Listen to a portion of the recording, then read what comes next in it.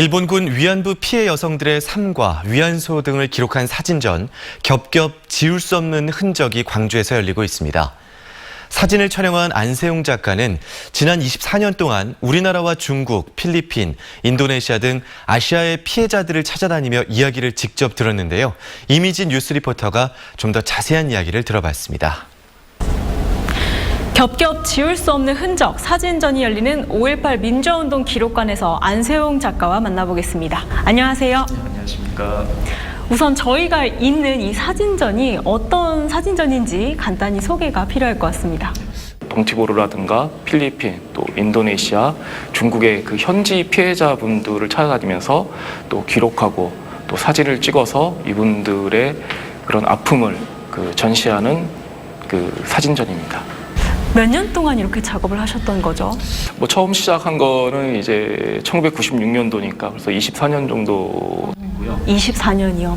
그러면 이렇게 피해 여성들의 삶을 기록해야겠다 생각하신 어떤 계기가 있나요? 그 잡지사 기자 일을 했었습니다. 그때 처음 나눔의 집을 방문하면서 그 피해자 할머니들을 처음 만나 뵀었는데 무슨 말을 해야 될지도 굉장히 몰랐었고 또 그 이후에도 또다시 찾아가서 그 3년간 사진은 찍지 않고 그 자원봉사를 했었습니다. 그러면서 우리가 머리로는 다 이해를 하잖아요.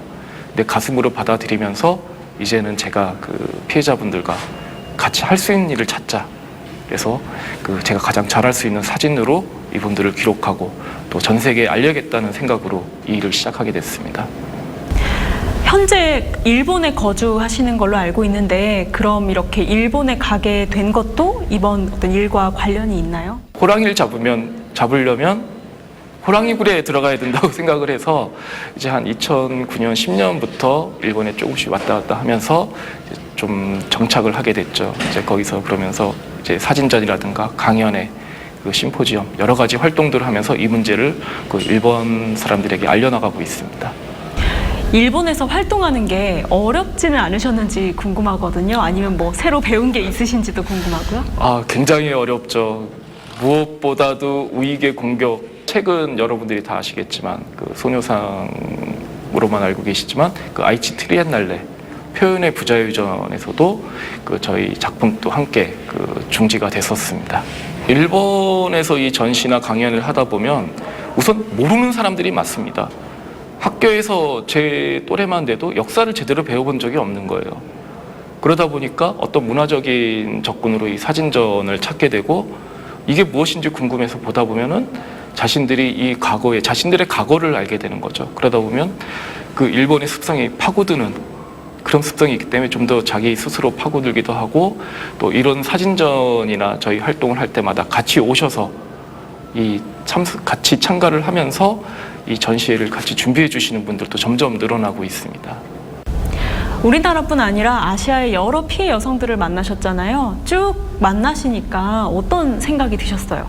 어떤 나라가 다르고 또 끌려간 나이, 또 동원 기간, 또 동원 사례들이 다 다르거든요.